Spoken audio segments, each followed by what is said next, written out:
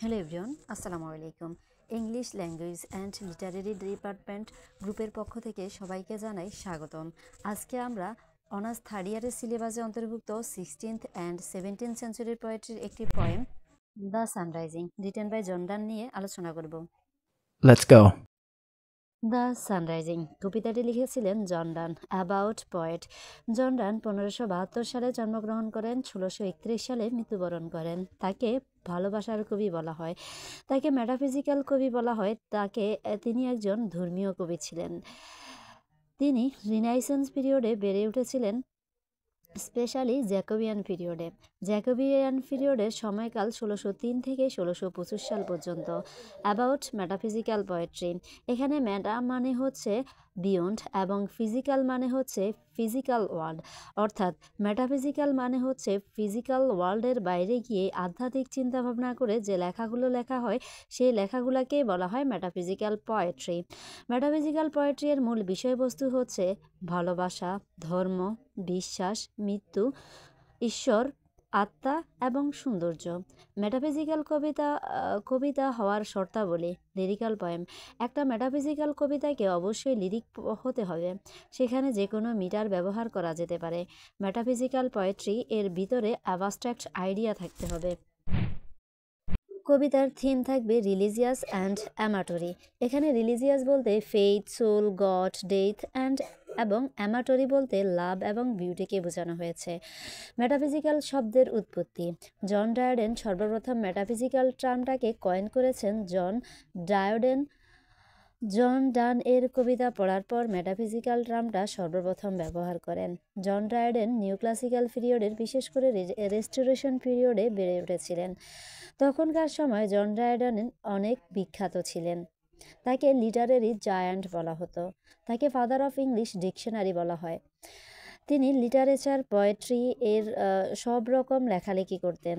তাই যারা বুক পাবলিশ করে তারা জনসনের কাছে যায়, কারণ তখনকার সময় মানুষ লেখকের জীবনী সম্পর্কে জানতে চায়। তাই বুক পাবলিশাররা স্যামুয়েল জনসনের কাছে অনুরোধ করে তিনি যেন সব কবিদের নিয়ে একটি বায়োগ্রাফিক্যাল রাইটিং লেখেন।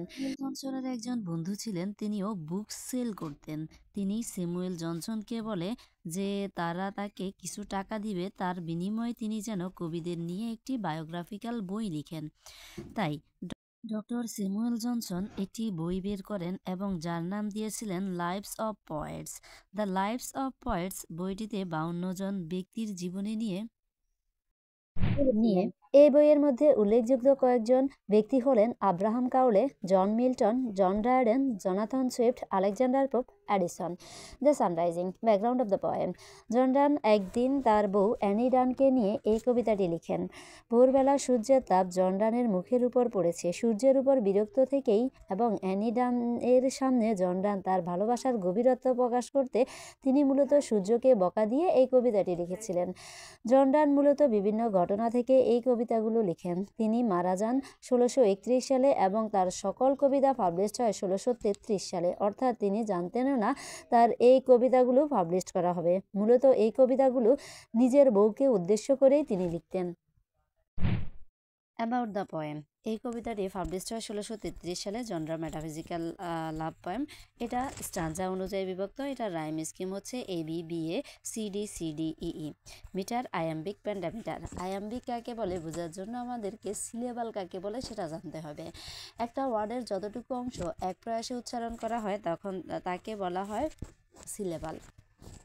যেমন মা, দার। এখানে মা একটা সিলেবাল, দার একটা সিলেবাল। সিলেবালকে 4 ভাগে বিভক্ত করা হয়, যথায় মনোসিলেবাল, ডাইসিলেবাল, ট্রাইসিলেবাল, পলিসিলেবাল। মনোসিলেবাল কাকে বলে? যে ওয়ার্ডে একটি মাত্র সিলেবাল থাকে তাকে বলা হয় মনোসিলেবাল। যে ওয়ার্ডে দুইটি সিলেবাল থাকে তাকে বলা হয় ডাইসিলেবাল। যে ওয়ার্ডের মধ্যে 3টা সিলেবাল থাকে তাকে বলা হয় ট্রাইসিলেবাল। যে ওয়ার্ডে 3টার অধিক সিলেবাল থাকে তাকে বলা হয় পলিসিলেবাল। দুইটা সিলেবালের মধ্যে যদি প্রথম সিলেবালের উপর কম জোর প্রদান করে উচ্চারণ করা হয় এবং সেকেন্ড সিলেবালকে বেশি জোর প্রদান করে উচ্চারণ করা হয় তখন তাকে বলা হয় আয়াম্বিক। পেন্টামিটার কাকে বলে? দুইটা সিলেবাল নিয়ে গঠিত হয় একটা মিটার। 5টা মিটারকে পেন্টামিটার বলা হয়। থাকে তাকে বলা হয় টেট্রামেটান। এই কবিতাটিতে 30টি লাইন রয়েছে এবং 30টি লাইন 3টা ভাগে বিভক্ত, 3টা স্ট্যাঞ্জায় বিভক্ত। প্রত্যেকটা স্ট্যাঞ্জায় লাইনের সংখ্যা 10টা করে। এই কবিতার ফুল টাইটেল হচ্ছে the sunrising figure of speech. এই কবিতার মধ্যে কবি অনেকগুলো ফিগার অফ স্পিচই ব্যবহার করেছেন। তার মধ্যে কিছু হলো আর্কাইক, পার্সোনিফিকেশন, কনসোনেন্স, এনজাম্পমেন্ট, অ্যালিউশন, অ্যাসোনেন্স, কনসোনেন্স। আর্কাইক কাকে বলে? বর্তমানের একটা বানান যেটা পূর্বে লেখকরা অন্য রকম বানান লিখতেন, একটা শব্দকে অন্যরকমভাবে লিখতেন। যেমন আমরা বর্তমানে ইউ শব্দটি লিখি, কিন্তু পূর্বে এই ইউকে দাও হিসেবে ব্যবহার করত। আমরা যে এটাকে ডু হিসেবে লিখি, কিন্তু পূর্বের রাইটাররা সেটাকে ডস্ট হিসেবে ব্যবহার করত। যদি কোনো রাইটিংয়ের মধ্যে এই পূর্বের লেখাগুলা বা পূর্বের বানানগুলাকেই লেখক দেখায়, তখন সেটাকে বলা হয় আর্কাইক ফর্ম। পার্সোনিফিকেশন, একটা বস্তুর উপর যখন মানুষের কোয়ালিটি বা প্রাণীর কোয়ালিটি দেওয়া হয় তখন তাকে বলা হয় পার্সোনিফিকেশন। কনসোনেন্স মানে হচ্ছে পরপর দুইটা ওয়ার্ডের মধ্যে কনসোনেন্ট সাউন্ডের রিপিটেশন। সেটা শুরুতে হতে পারে, সেই কনসোনেন্ট সাউন্ডটা শুরুতে হতে পারে, মাঝে হতে পারে এবং শেষে হতে পারে। এনজাম্পমেন্ট মানে হচ্ছে একটা লাইনের মধ্যে পুরোপুরি অর্থ শেষ না করে যদি পরবর্তী লাইনে গিয়ে কবিতার সম্পূর্ণ অর্থটা শেষ করে তখন তাকে বলা হয় এনজাম্পমেন্ট। অ্যালিউশন, কোনো সাহিত্যের বা পৌরাণিক কোনো ঘটনার পরোক্ষ উদ্ধৃতিকে দেওয়া হয় তাকে বলা হয় অ্যালিউশন। অ্যাসোনেন্স মানে হচ্ছে ভাওয়েল সাউন্ডের রিপিটেশন। পরপর দুইটা ওয়ার্ডের মধ্যে যখন ভাওয়েল সাউন্ডের রিপিটেশন হয় তখন তাকে বলা হয় অ্যাসোনেন্স। এবং এই ভাওয়েল সাউন্ডের রিপিটেশন পরপর দুইটা ওয়ার্ডের শুরুতে হতে পারে, মাঝে হতে পারে এবং শেষে হতে পারে। মেন পয়েন্ট, এই কবিতাটি 3টা স্ট্যাঞ্জায় বিভক্ত। প্রথম স্ট্যাঞ্জা হচ্ছে বিজি ওল্ড ফুল আন্টু লিসান, ব্যস্ত বৃদ্ধ বোকা নিয়ম লঙ্ঘনকারী সূর্য। এই লাইনে কবি কয়জোড়া ব্যবহার করছেন? কয়জোড়া হচ্ছে একটা ফিগার অফ স্পিচ। যেই যদি কোনো একটা লাইনের মধ্যে কবি ব্রেক দিয়ে আবার লাইনটা শুরু করে তখন সেটাকে বলা হয় কয়জোড়া। এখানে বিজি ওল্ড ফুলের পরে কবি একটা ব্রেক দিয়েছেন এবং পরে আবার আন্ডুলি সান থেকে শুরু করছেন। তাই বলা যায় এই লাইনে কবি ফিগার অফ স্পিচ কয়জোড়া ব্যবহার করছেন। হোয়াই ডস্ট দাউ দাস, কেন তুমি এভাবে প্রবেশ করেছো? এখানে ডস্ট মানে হচ্ছে ডু, যেটার আর্কাইক ডু এর আর্কাইক ফর্ম হচ্ছে ডস্ট। তাই এখানে বলা যায় কবি এই লাইনের মধ্যে আর্কাইক ফর্ম ব্যবহার করছেন। এবং দাউ দাস, দাউ বর্তমান শব্দ হচ্ছে ইউ এবং ইউ এর আর্কাইক ফর্ম হচ্ছে দাউ। তাই বলা যায় কবি এখানে আর্কাইক ফর্মে ব্যবহার করছেন দাউটাকে। দাস, কেন তুমি এইভাবে প্রবেশ করেছো? এখানে দেখা যায় দাউ শব্দ এবং দাস দুইটার শুরুতেই কনসোনেন্ট সাউন্ডের রিপিটেশন হয়েছে। যদি কোনো একটা সেন্টেন্সের মধ্যে পরপর দুইটা ওয়ার্ডের শব্দের শুরুতে হচ্ছে কনসোনেন্ট সাউন্ডের রিপিটেশন হয় তখন সেটাকে বলা হয় consonance. Through window and through curtains call on us, জানালার মধ্য দিয়ে, জানালার পর্দার মধ্য দিয়ে আমাদের সাথে সাক্ষাৎ করতে। Must to the emotions lover season run, তোমার গতির সাথে মিল রেখেই কি প্রেমের করতে হবে? সর্সার সসি পেডান্টিক রিচ গোসাইড, বেহায়া পণ্ডিত হতচ্ছাড়া যাও বকুনি দাও। লেট স্কুল বয়েস অ্যান্ড সোর প্র্যান্টেসিস, দেরি করা স্কুলের বালকদের এবং তাদেরকে উৎসাহিত করো স্কুলে যাওয়ার জন্য। Tell court huntsman that the king will ride, যাও রাজার শিকারীদের বলো রাজা যাবে শিকারে। কল কান্ট্রি আর্নস টু হারভেস্ট অফিস, চাষাদের বলো তাদের ফসল কাটতে হবে। এখানে কল কান্ট্রি আর্নস মানে হচ্ছে আর্নস বা পিপিলিকা অনেক কষ্ট করে হচ্ছে তাদের খাবার সংগ্রহের জন্য। ঠিক যেরকমভাবে একজন চাষা, ঠিক সেরকমভাবে একজন চাষাও তার ফসল উৎপন্ন করার জন্য অনেক কষ্ট করে। তাই কবি এখানে সিম্বলিকভাবে আর্নসটাকে চাষাদের সাথে তুলনা করছেন। Love all alike, no season knows nor clime, ভালোবাসা সবসময় একই রকম, এটি কোনো ঋতু জানে না, কোনো আবহাওয়া জানে না। নর আওয়ার্স, কোনো ঘন্টা জানে না। ডেইজ, দিন জানে না। মন্থস, মাস জানে না। Which are the rags of time, সময়ের কোনো বিভার জন্য জানে না। কবির প্রথম স্ট্যান্জায় বলেছেন, ব্যস্ত বৃদ্ধ বোকা, কোনো নিয়ম জানো না, তুমি এটা কেন করলে? তুমি জানালার মধ্য দিয়ে, পর্দার মধ্য দিয়ে আমাদের ডাকতে কেন এসেছো? তোমার কি জানা নেই এখন ভালোবাসার সময় চলছে? অর্থাৎ জর্ডান এখানে একটি থিওরি আনেন, যা হলো সূর্য পৃথিবীর চারদিকে ঘুরে, মানুষ নয়। তাই এই কবিতায় ডান সূর্যকে দোষারোপ করেন, কারণ সূর্য তাদের চারপাশে ঘুরে এবং তাদের সুন্দর মুহূর্তটাকে নষ্ট করছে। তুমি তো মহাপণ্ডিত, বেহায়া তুমি, এখান থেকে যাও। গিয়ে যারা পাখিবাজ, যারা স্কুলে দেরিতে যায় ওদের গিয়ে জাগাও। তুমি গিয়ে কোর্টের শিকারীদের বলো রাজা শিকারে যাবে, যাও ওদের গিয়ে ডাকো। তুমি কৃষকদের গিয়ে বকো, ওদের বলো ফসল চাষ করতে হবে। এখানে কৃষককে পিঁপড়ার সাথে তুলনা করা হয়েছে, কারণ তারাও সারাদিন পরিশ্রম করে। ভালোবাসার সব সময় থাকে, কোনো ঋতু মানে না, এমনকি ঋতু সম্পর্কে এর কোনো ধারণা নেই। ভালোবাসার ঘন্টা, দিন, মাস মানে না, এগুলো হচ্ছে ভালোবাসার ক্ষুদ্র সময় মাত্র। সেকেন্ড স্ট্যান্জা, দাই Wim so reverend and strong. এখানে কবি সূর্যকে বলতেছে যে তোমার আলো খুব উজ্জ্বল এবং জোরালো। হোয়াই শুডেস্ট দাও থিঙ্ক, তুমি কি তাই মনে করো? I eclipse and cloud them with a wing, আমি পারি মলিন করে দিতে, মেঘাচ্ছন্ন করে দিতে এক পলকে তোমার সকল আলো। কবি বলতেছেন যে আমি যদি চোখ বন্ধ করে দিই তাহলে এই যে তোমার আলো, তা পুরো মলিন হয়ে যাবে।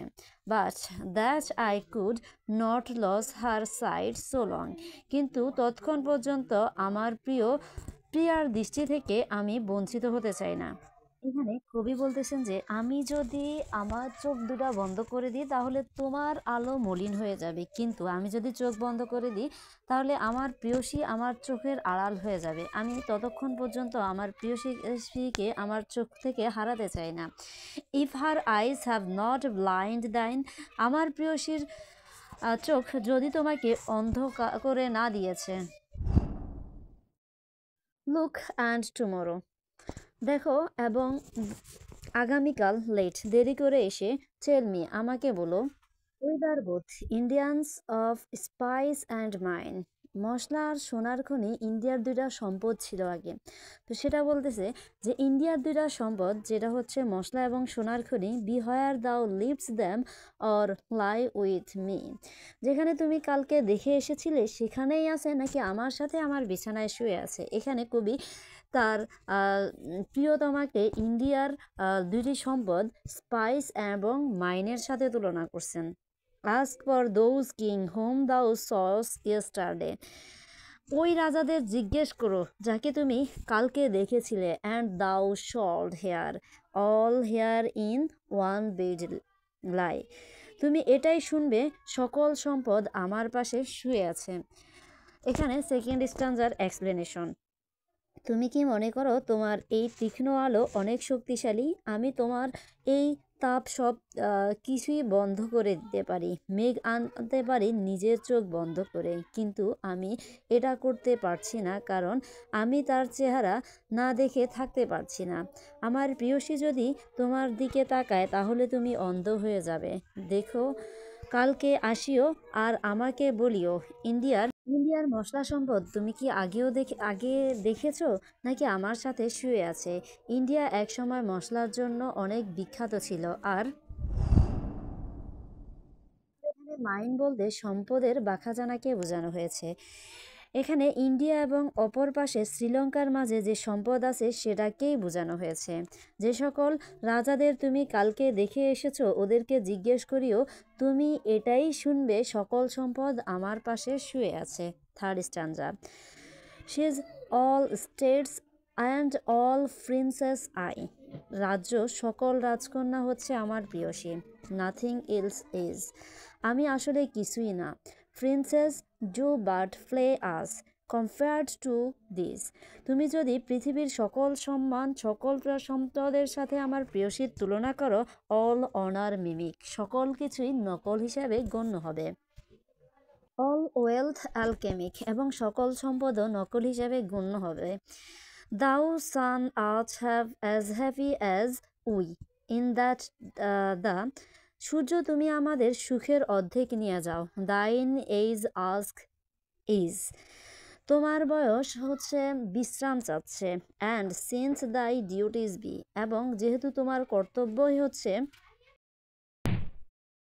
Two warm the world, that's done is that that's done in warming us, পৃথিবীর উষ্ণ রাখা, আমাদেরকে উষ্ণ রাখলেই সেটা হয়ে যাবে। Shine here to us and thou art everywhere, আমাদের উদ্ভাসিত করলে সারা পৃথিবী উদ্ভাসিত হবে। This bed thy centre is, this walls thy sphere, এই বিছানাটি হলো তোমার কেন্দ্র, এই দেওয়াল হচ্ছে তোমার কক্ষপথ। এখানে থার্ড স্ট্যান্জায় কবি বলতেছেন, সকল রাজা সকল রাজকন্যা হচ্ছে আমার প্রিয়সী, আমি আসলে কিছুই না। তুমি যদি পৃথিবীর সকল সম্পদের সাথে আমার প্রিয়সীর তুলনা করো, সেগুলো হবে নকল। সূর্য, আমরা দুজনে যতটা সুখী আছি তুমি হয়তো তার অর্ধেক সুখী। আমি এবং আমার প্রিয়সী মিলে একটা পৃথিবী। তোমার বয়স অনেক হয়েছে, এখন বিশ্রামের দরকার। যেহেতু তোমার কাজ হচ্ছে পৃথিবীকে উষ্ণ রাখা, এই কাজটা হয়ে যাবে যদি তুমি আমাদেরকে উষ্ণ রাখো। যেহেতু তুমি আমাদের কাছে আসো, তার মানে তুমি পুরো পৃথিবীতেই আসো। আমার বিছানা হলো তোমার কেন্দ্র এবং আমাদের ঘরের দেওয়াল হলো তোমার সীমানা। Goodbye.